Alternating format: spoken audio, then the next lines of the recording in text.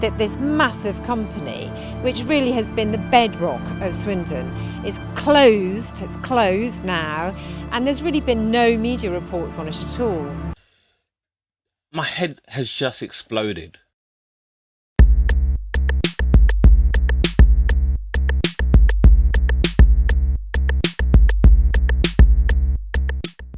Buongiorno freaks and geeks, and welcome to another MKH reaction. And today we'll be looking at a video which, to be honest, I should have found weeks ago. Like, when it comes to Brexit content, I tend to sniff them out like truffle pigs. But for some reason I missed this. I'm sorry, but I'm here to correct that wrong, and we're going to look at another fantastic video. Well, I hope it's fantastic, from Byline TV, and the video is called Brexit Closes Major Car Plant, Town Ruined. Like, you thought, yeah, a full stop at major car plant, but then to add insult to injury, a whole town is now ruined. Now, I'm not going to stand here and say, oh yeah, I saw this coming, but I can point to a fair few people who said this would happen. Not least of all, the actual owners of the car plant, ironically. Is that ironic? I don't know. But they said this will happen if the UK obviously voted to leave the EU, and it happened. And I think it was because, and I could be wrong, I need to look this up, because the manufacturing of cars in this country is done by a process of just-in-time.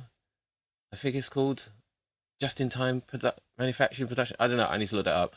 But yeah, which means that everything is done because of the advantages we took from freedom of movement of goods. Just come in without any checks, so you could just put the cars together with little fuss and then just send them to, like, you know, the dealerships and stuff like that.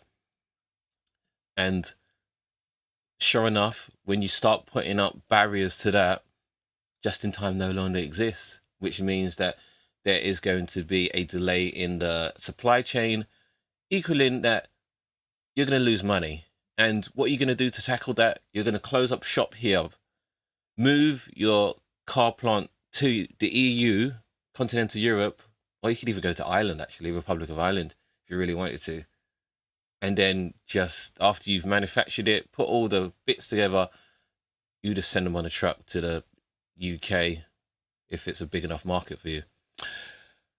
I hope I haven't butchered that explanation for you. Anyway, let's just get straight into this video and see what I'm guessing the former employees of this car plant, the residents of this town, I don't even know where this town is, have to say about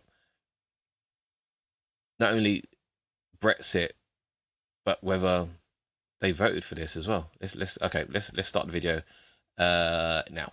If you could turn back the clock, I think certainly the majority of Honda people would probably not, if they did, vote to leave. Okay, so this is Honda. And I love how he said, if you could turn back the clock. It's like it's almost exactly saying, oh yeah, hindsight's 2020 or something. Or he's actually acting like the vote to leave the EU was something miscellaneous, like, oh yeah, I kind of like kissed my wife's sister or something, or I placed a let's say sizable bet on that three-legged horse in the derby. No, it's not something like that. This is a major, for want of a better word, catastrophe in British politics. And he's just, okay, let's just get into this.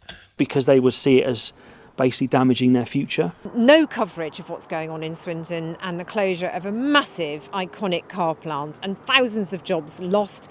I suspect it's because there's such a drive to protect Brexit. It's true, you haven't heard anything about Honda since the actual campaign. Like, the Honda CEO, and don't get me wrong, I'm a massive lefty, so I'm not the protector of the owner class. So I'm not here to like back up Honda CEOs, but they would definitely come out and saying to their own staff, yeah, you guys need to vote Remain. Not that the Brexit vote was swung by the employees of the Honda plant in Swindon, but yeah, I'm sure that was a big thing. Of course, I wrote my application on a letter in paper, and I received a reply from Honda inviting me to an interview. I think it's dated July 1986, and that was my first interview. It was just a sense of elation. You know, it meant to me that this is my future. And can we just also say that back in the day, in the 80s, jobs were for life? Like nowadays, you have to scrape together several jobs. Like you could work in Costa Coffee, you could be a YouTuber and walk dogs. Like you could have 3 professions at the same time. But back in the day, you could be a simple Honda, what was it? Audit engineer. And that was it. You were set for life. And you had no other worries, and you could probably get a mortgage on that simple wage as well. And now look at us. Flipping hell. Security for my family. So February 19th, we get a message through Sky News. One of the managers reads it out. Wait, what?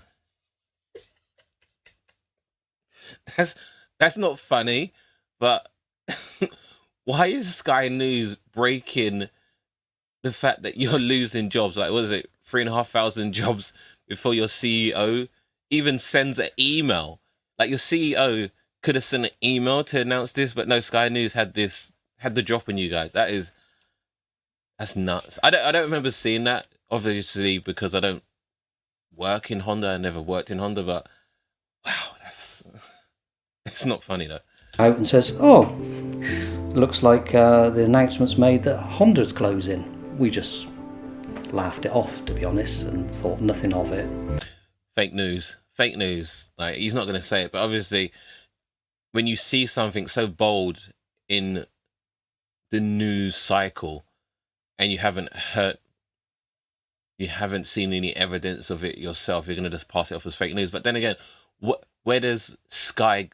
What is the end game of Sky actually announcing that a plant is closing? Like, I don't think Sky will see that as welcome. Like, yeah, I don't know. It wasn't until later in the day, when we were at the meeting at the supplier, an official announcement came through. We were told in front of our managers that the plant would be closing in 2021. And you go through those emotions with anything in life, which is, if you've been a part of that for 30 odd years, how you try to take that in. So, like, well, you know, what do I do now? You know, what about my family? What about my future? What about all those people that work in the plant? 3,500 people work in that plant, and the local community, and there's 10,000 across the whole of Swindon and the outlying areas that rely on Honda as a source of employment.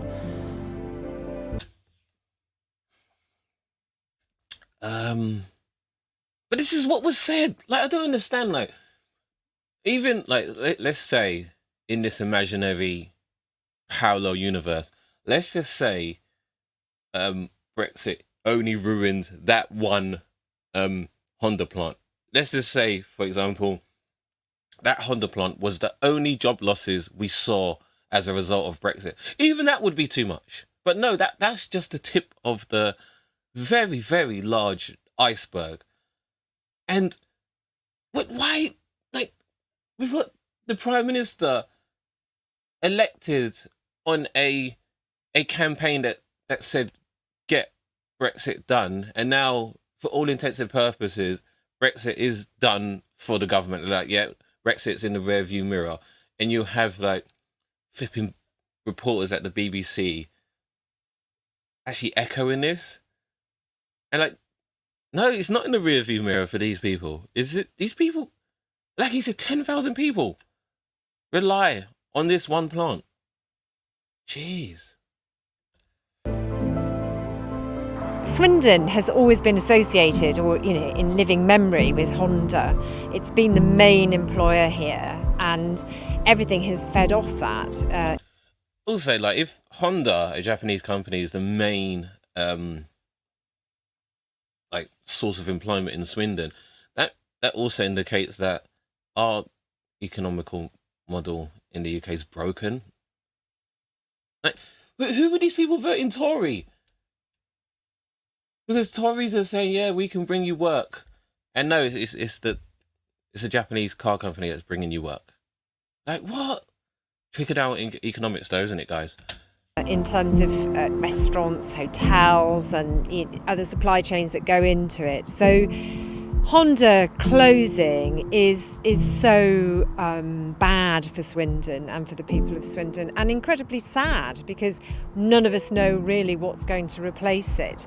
From the move point of view, as I say, the Brexit, I believe, certainly had an impact, but I certainly don't think that when people made that vote and that decision to leave, it was based on the facts that are actually present today. It was based on probably a bit of a gut reaction, a bit of how you feel about being part of Europe and about maybe some sort of control mechanisms from Europe giving to you. No, wait. Let's just break that down. They didn't vote on the facts as we see them today, even though all of the facts as we see them today, well, most of them, majority of them, were speculated on back then. Actually, educated guesses back then were given, which have come to fruition today, i.e. the fact that the CEO of Honda, I swear to God, I need to find an article. The CEO of Honda actually said, you guys in the UK need to remain, because if you don't, we're going to go. And this gut reaction of the EU controlling your life when you work for a Japanese car manufacturer, how do you sew together those two train of thoughts? What? And I think that's where the decisions come from. And I think if you could turn back the clock, I think certainly the majority of Honda people would probably not, if they did, vote to leave. Well, he's kind of giving away the game. He must know that the majority of Honda people actually voted to leave, right? And I'm guessing that he voted to leave as well, because he doesn't seem to be up about it. And I guess I've got I don't know if I admire a person like that, because he I don't know which way he voted, but if he did vote to leave and he's not here being super cut up about it, at least he's in a weird way living with his decision to leave, because he was a former manager at Honda. But yeah, I would not be upbeat if I voted to remain, and now because of Brexit, I've lost my job in the main source of employment in Swindon. Like, what? Because they would see it as basically damaging their future.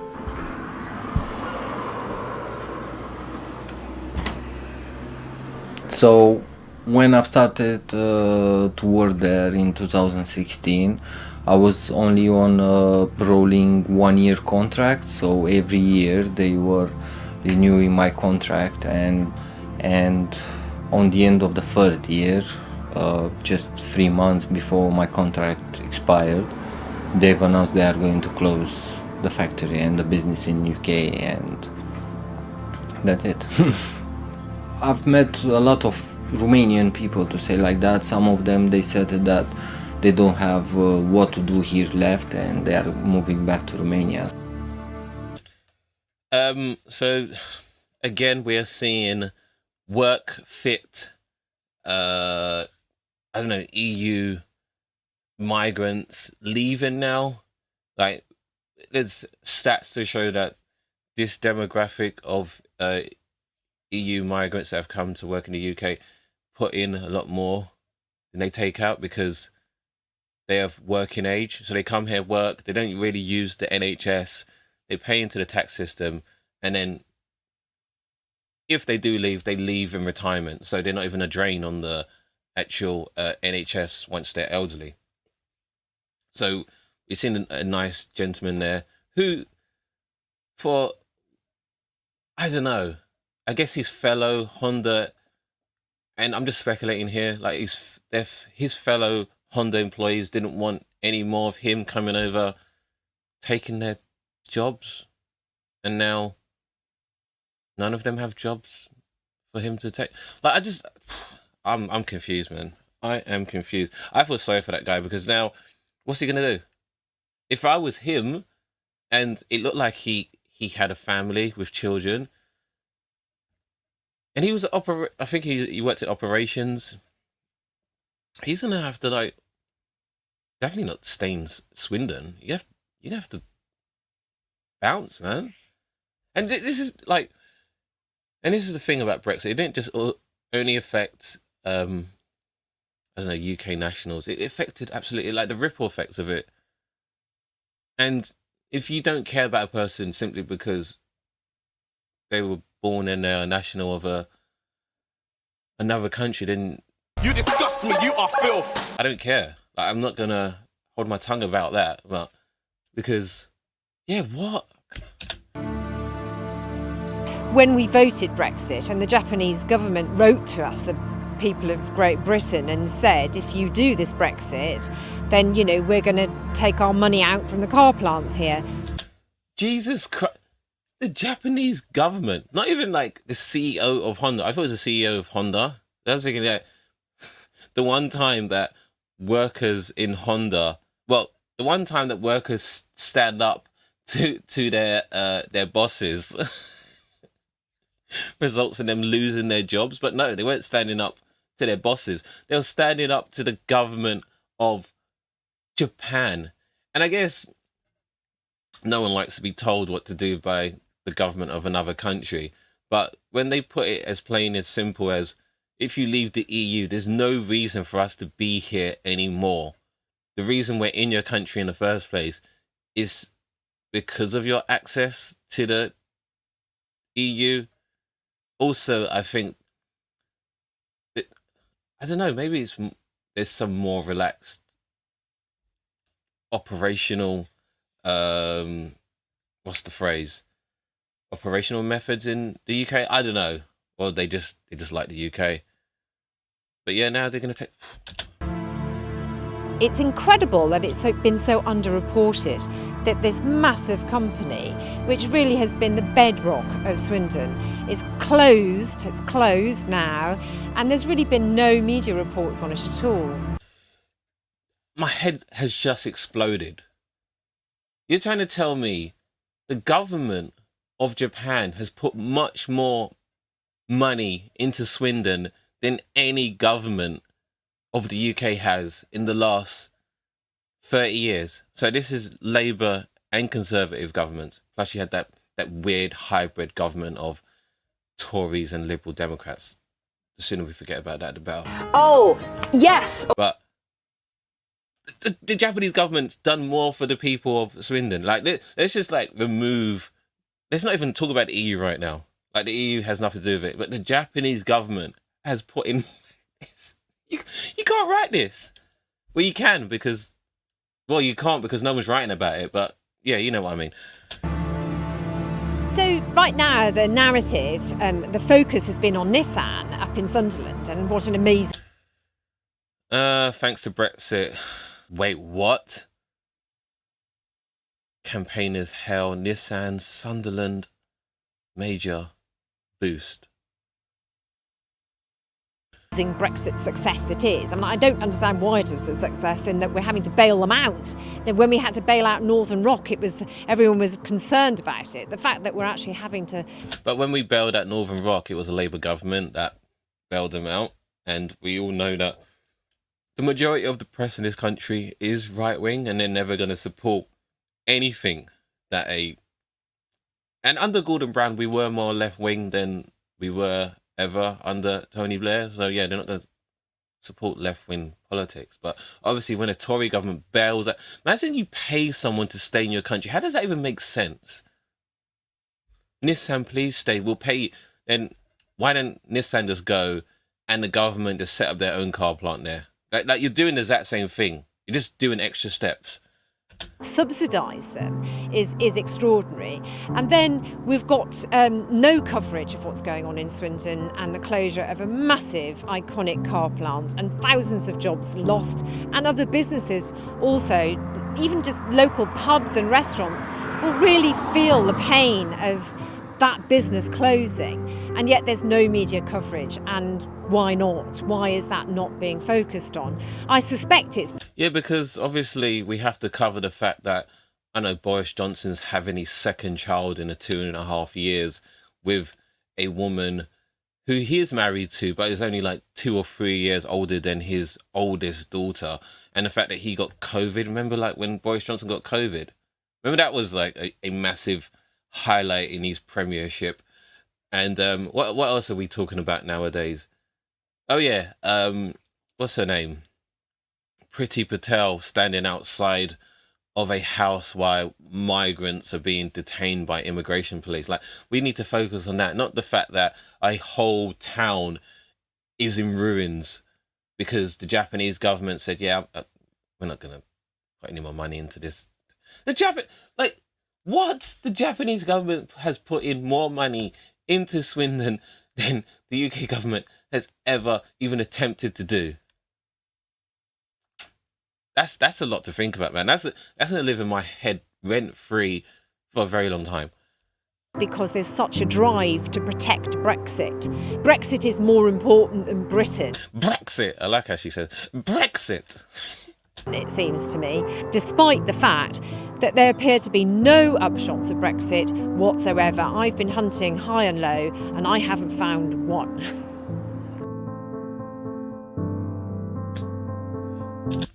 Well, one upshot of Brexit is that I think were house prices supposed to go down? I don't know. Has that happened? Oh yeah, no. An upshot of Brexit is that because most EU nationals have gone home, the EU nationals that have remained, like in the catering industry, can charge more for their services now, which, to be fair, they should have been able to do in the first place. But yeah, that's an upshot, isn't it? I don't know. Upshot of Brexit that we've got a massive shortage of doctors. Yeah, an upshot.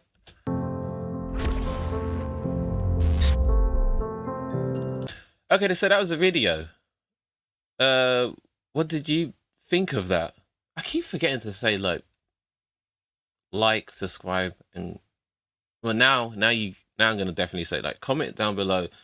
Why is no one speaking about this? Why is it left to tiny independent media outlets to still talk about Brexit? And this is gone way beyond a Labour or Conservative thing or a Leave or Remain thing.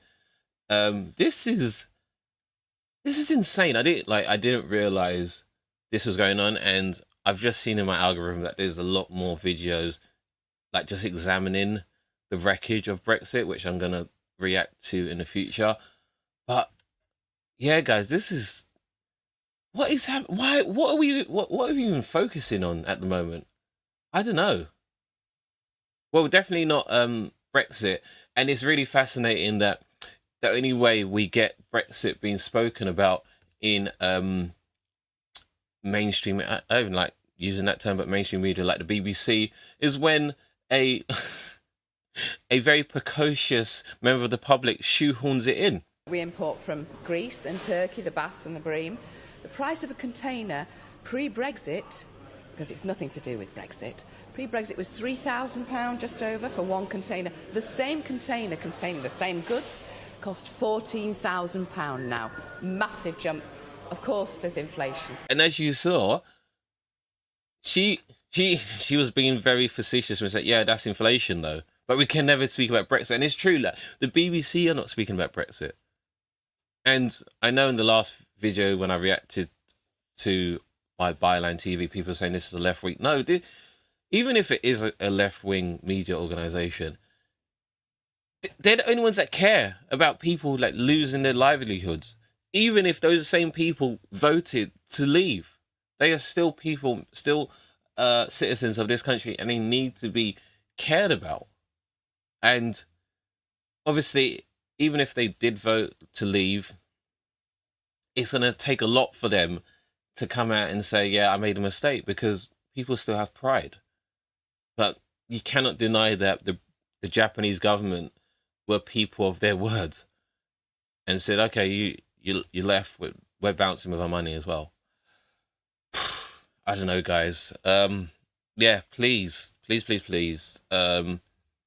Like, subscribe, definitely. It's free. Both of those are free. Come and let's get some momentum here. Let's keep this train going. And yeah, comment down below if you have any links to different Brexit videos, because I'm trying to scour YouTube for more really hard hitting, insightful Brexit videos. There's not a lot. Whenever I look on YouTube, it's all American crap. I don't really care about American politics. I'm not in America. I'm right here in the UK. So yeah, send me the links for that, and I will see you on the next reaction. Okay, bye bye.